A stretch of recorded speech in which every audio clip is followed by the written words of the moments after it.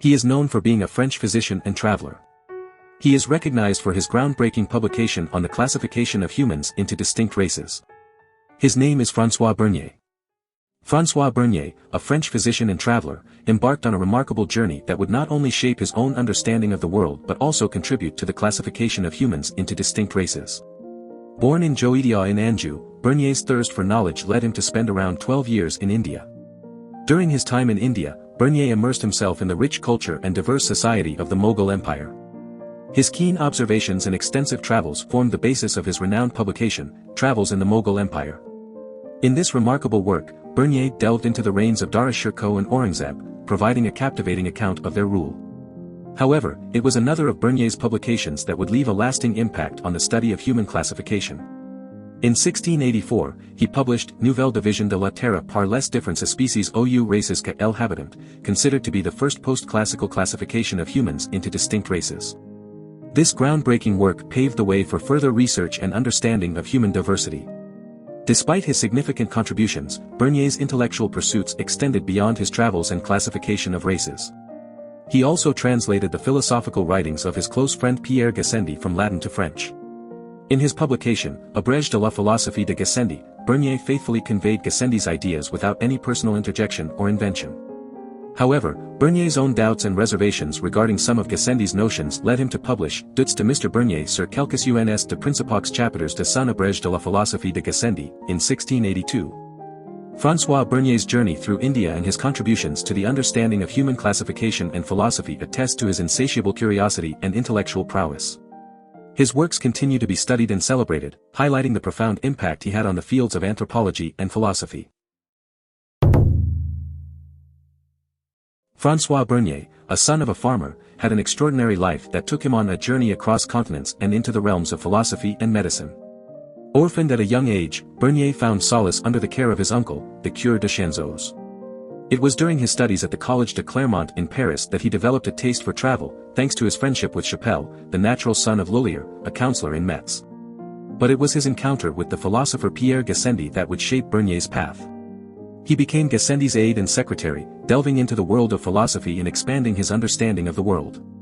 In 1652, while staying with Gassendi in the south of France, Bernier obtained a medical degree from the Faculté de Montpellier through an intensive 3-month course. With his newfound medical credentials, Bernier embarked on a 12-year journey to the east.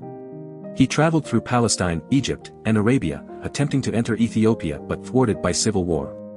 Finally, in 1658, he arrived in India, where he served as a personal doctor to Dara Shikoh, a prince whose tragic downfall he would later document. During his time in India, Bernier's medical expertise granted him access to the highest ranks of the Mughal court, even to the emperor's harem on medically required occasions. He became the first European to describe Kashmir, a land of great intrigue and beauty. Bernier's travels continued as he met other notable travelers like Jean-Baptiste Tavernier and Jean Chardin, expanding his knowledge and experiences. Upon his return to France, Bernier found himself embroiled in controversy. He defended the ideas of René Descartes and wrote an Abrège de la philosophie de Gassendi, which did not sit well with the authorities.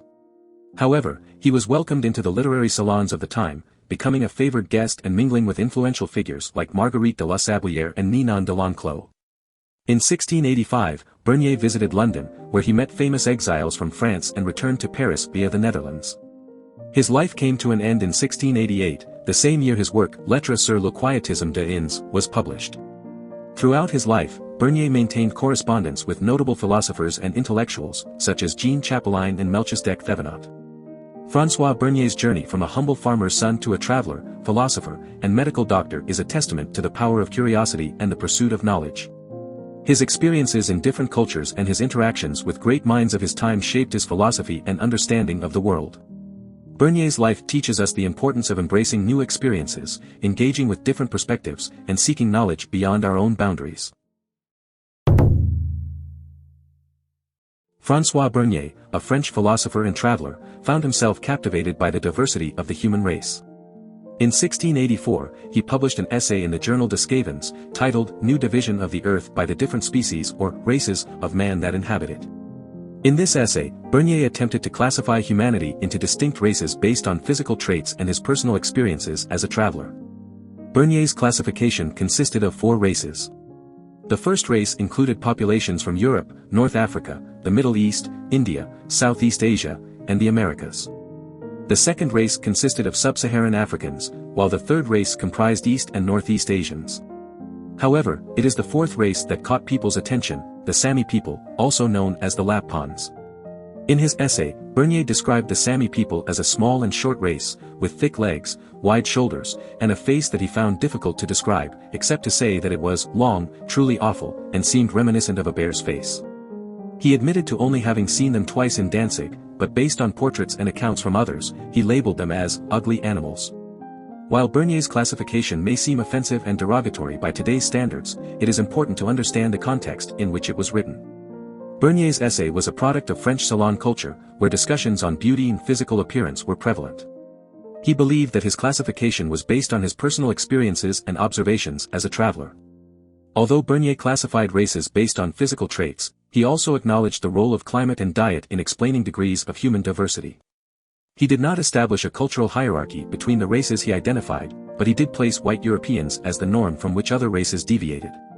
He attributed different qualities to each race, explaining the differences between civilizations through climate and institutional history.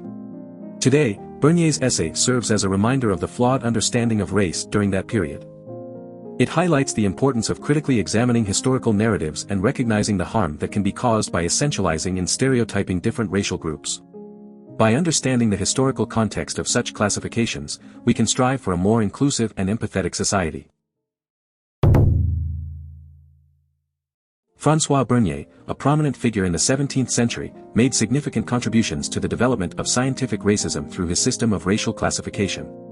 By being the first to propose a comprehensive system that extended to all of humanity, Bernier's classifications paved the way for the genesis of scientific racism.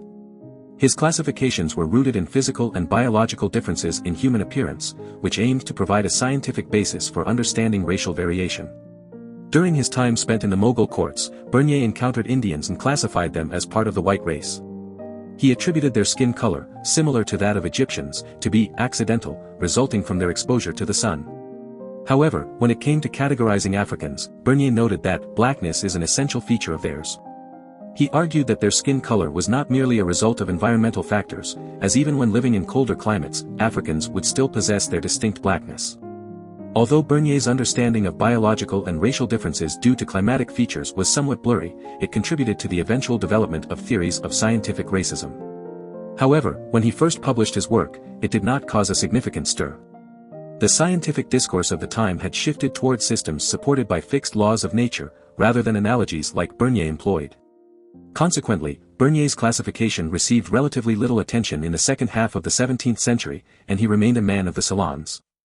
Understanding Bernier's philosophy and contributions to scientific racism can help us navigate daily life by highlighting the dangers of categorizing and stereotyping individuals based on their physical appearances. It reminds us to question the validity and ethical implications of using race as a determinant of human worth or abilities. By recognizing the historical roots of scientific racism, we can strive for a more inclusive and equitable society that values the inherent dignity and equality of all individuals, regardless of their racial background. Do you want to explore more philosophers? Who do you want to see featured next? Subscribe and leave a comment below to let me know.